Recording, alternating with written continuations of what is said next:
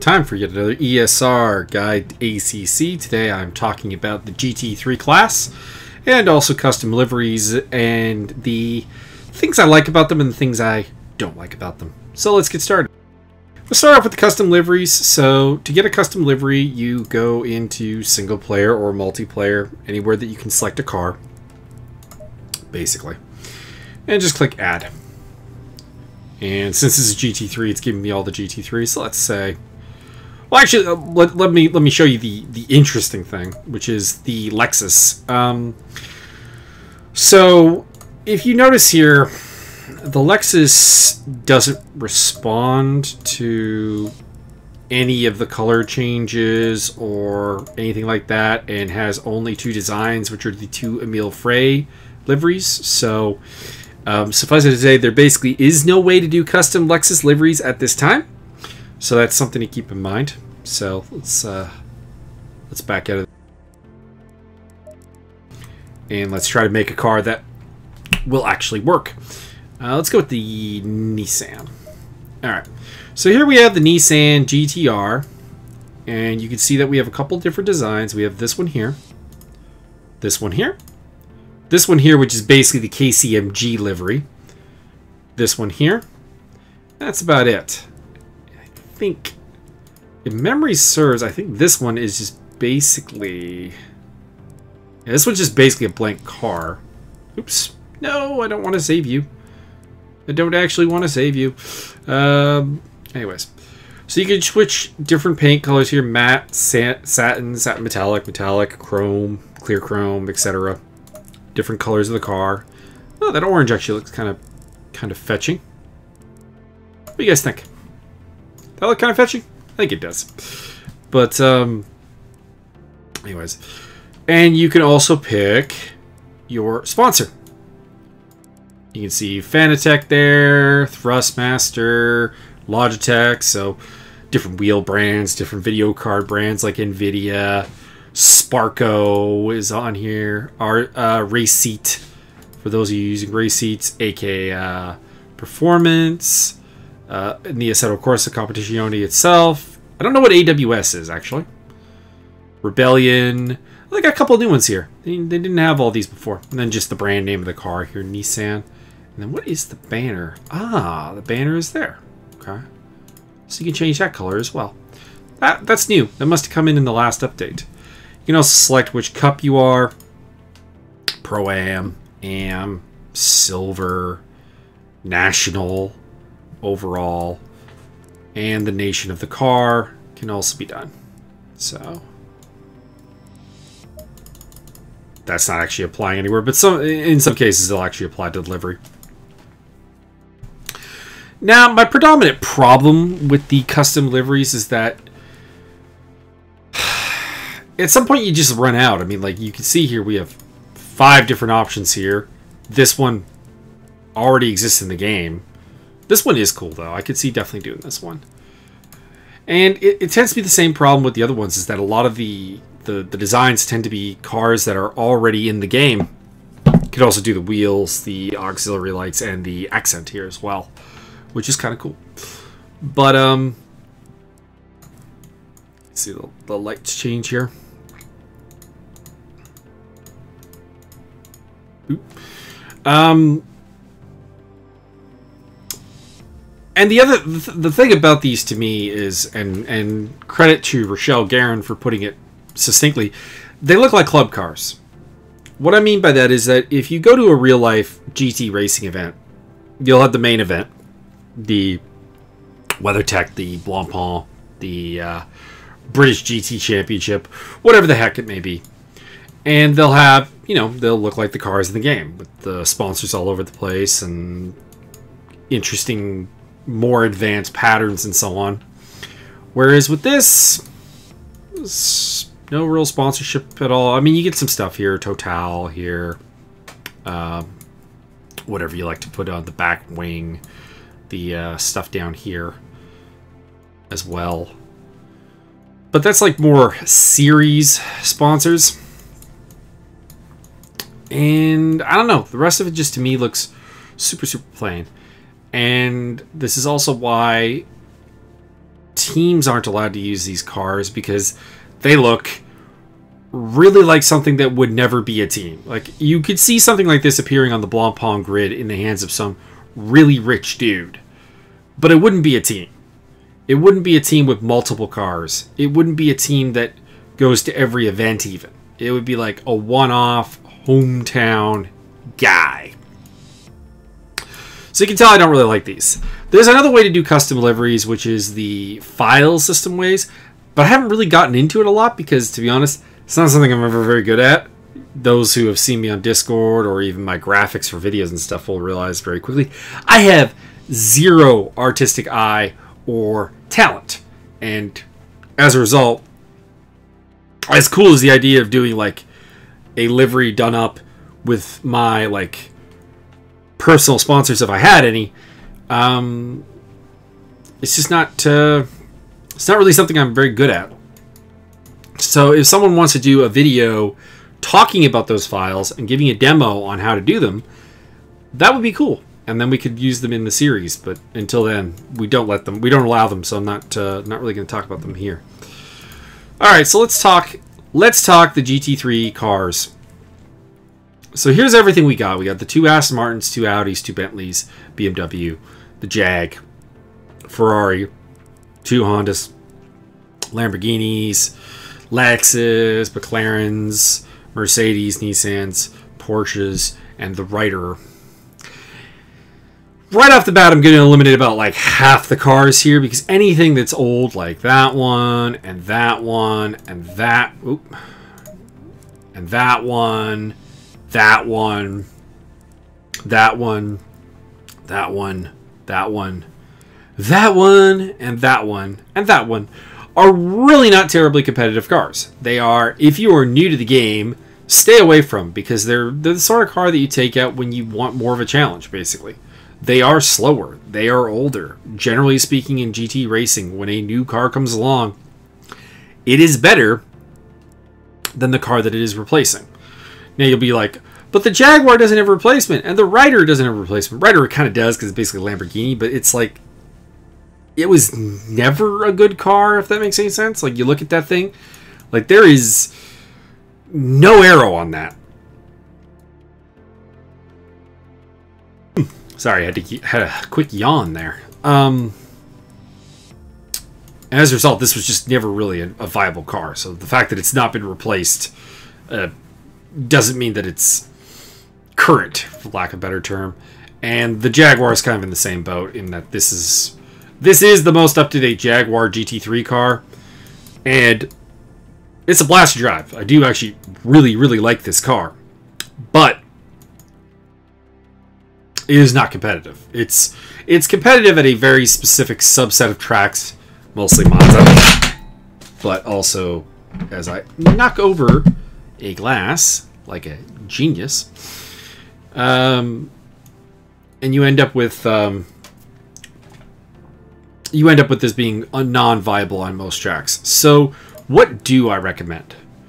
Well, the competitive cars are the Aston Martin V8, the Audi R8 LMS Evo, the Bentley Continental GT3 from 2018, the BMW M6, the Ferrari 488, the Honda NSX Gt3 Evo, Lamborghini Huracan Evo, Lexus RCF, McLaren 720, Mercedes AMG, Nissan Gtr 2018, Porsche 991-2, and that is it.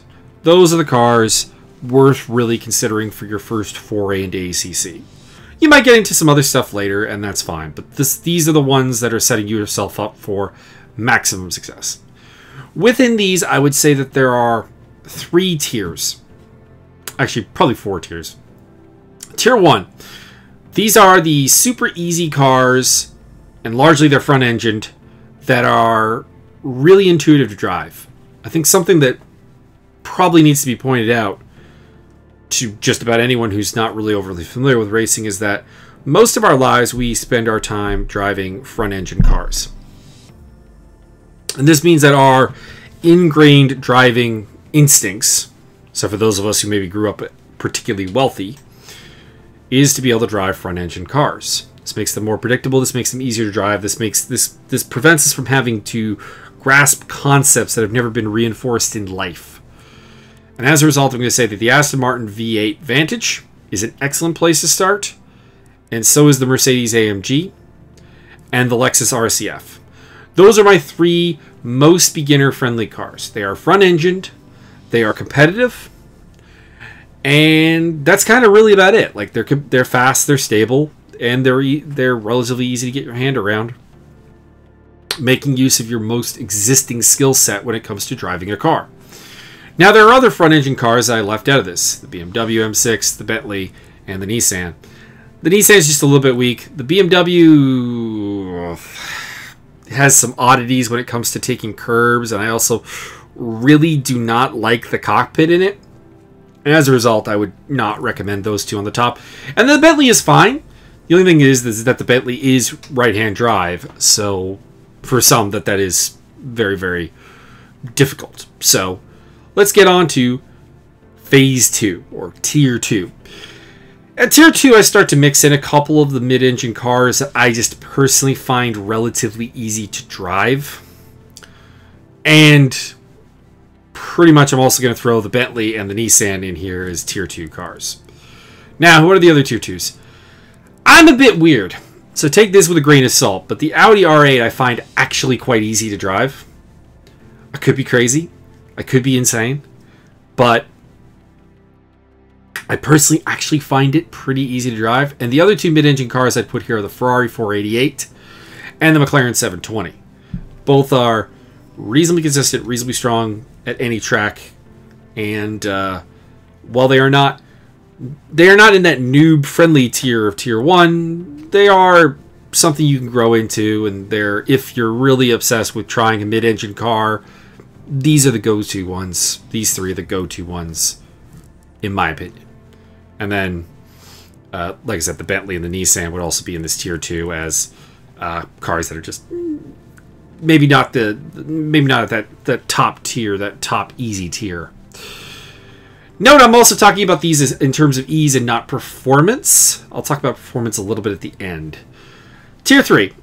Tier 3 is difficult to drive, and I would really, really avoid for your first ever attempt.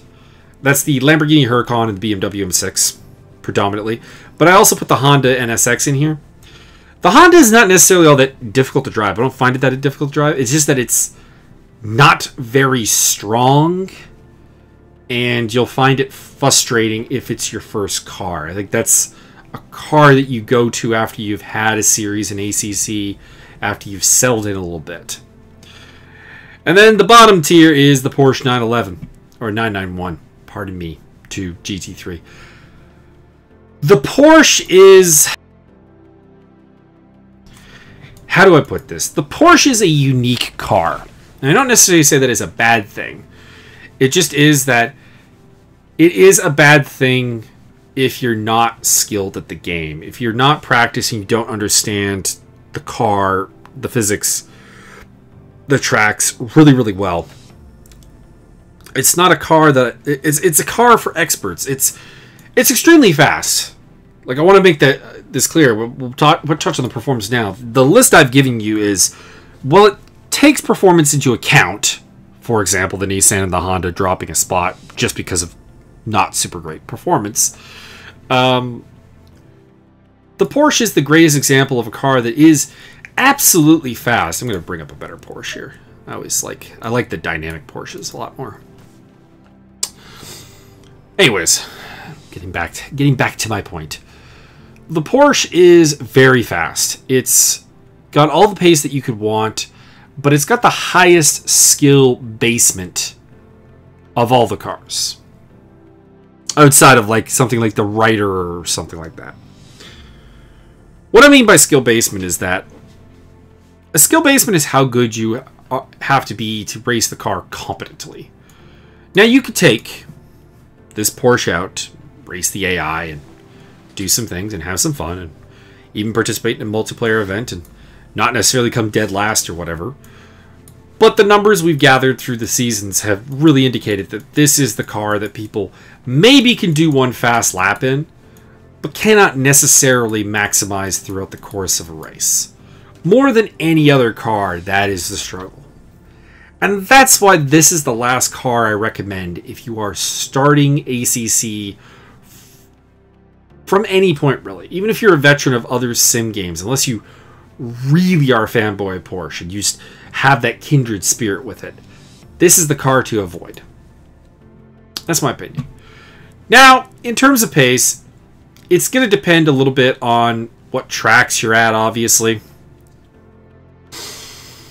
But if we're looking at it on the average, the Porsche is quite quick, the Audi is quite quick, the Ferrari, the Lamborghini are quite quick. People will say the McLaren 720 is. I'm not a big fan of this car. I don't really know why. Could just be this nagging suspicion in my head that it's actually going to be not very good in real life, because we haven't seen it at the top end of GT Motorsport yet, and I'm kind of waiting for that.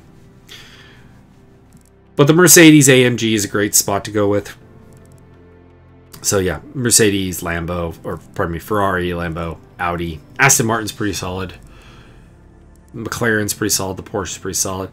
The BMW drops off a little bit in terms of pace. Same with the Nissan, same with the Honda, same with the Lexus. Aston Martin. I have always found the Aston Martin to be slower than the Mercedes, so I can't heavily endorse it, despite the fact that I did label it as a Tier 1 car. But this is the car that I suggest for a beginner. The Mercedes. I think it is quite possibly the fastest front-engine car across all tracks.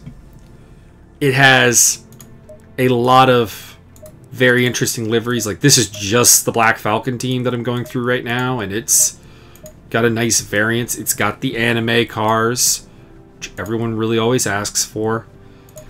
You've also got Aka ASP, who have a lot of interesting stuff in here. Particularly fond of that one, actually. It's a really nice car. Then there's My Baby in the current season. And then this one's pretty cool too. But there's some cool stuff in here. And then yeah, this is the car I'd recommend if you want something kind of gaudy. You can also get the sun energy, exploding sun in the front. Go and destroy everything. Like I said, this is the car to go to. It's fast. It's stable. It's relatively easy to learn. If you don't want to do it, if for some reason you want to be a rebel, there's the Aston Martin. Very solid. There's the Lexus. There are not a lot of Lexuses, so this is always a car that kind of is weird to count on getting, but it is very cool. And then, like I said, if you really need to go with a mid-engine car, there is the Audi, there is the Ferrari, there is the Lamborghini, or the McLaren. I find I have a weird relationship with this Lamborghini. I can't make it behave. So, I hope that was useful as a breakdown. I think really it's just important to know where your engine is, to know if you're driving a front-engine car, mid-engine car, or rear-engine car, because that's going to inform a tremendous amount about it. And the thing is that when you drive a car, don't think that you can tune something out of it, because it's there. I've had people ask questions of, how do I make the Porsche stop doing insert thing? With them not really realizing that that's what a Porsche does. That is a Porsche thing. So I invite you all, if you have not done so, to try out the cars, get really familiar, and make a very informed decision. There will be multiple that feel good. I think outside of people who are at the shrine of Porsche, there is no one car for most people. They will find something that they like, and they can transfer that to other ones. That's the other thing I don't like about the Porsche. Just to finish bashing on the Porsche, is that it's very untransferable. Its uniqueness means that you're learning to drive it. You're not necessarily learning to drive anything else. If you're driving this Aston Martin Vantage around whatever track you happen to be at. You can then go into the Mercedes and have some level of understanding of how the Mercedes is going to handle the track. You could take the Lexus and have some understanding of how the Lexus works on the track. You could take the Nissan and have some understanding of how the Nissan is going to work over the course of the track. Because they're all front engine. They all obey the same fundamental laws of physics, the same weight transfer, more or less, the same behavior, more or less. Like, they're different. They definitely are different, but there's a base skill transfer there. And even with the mid-engines, it's a little bit more complex, but even they transfer somewhat to one another. So my next video is going to be, once I actually get a handle on them, the GT4s. And that could take a while, because honestly, I've been busy with some adminning stuff. I've been busy with a lot of different things, possibly doing some Super Mega Baseball a lot. And as a result, I haven't been as aggressive with the GT4 testing as I should be. But it is going to come. And hopefully by the time it shows up, you guys won't have a better handle on the GT4s than I do. So, there you go. So this is Mike signing off from this particular guide episode. We have action coming up at Nürburgring this Sunday.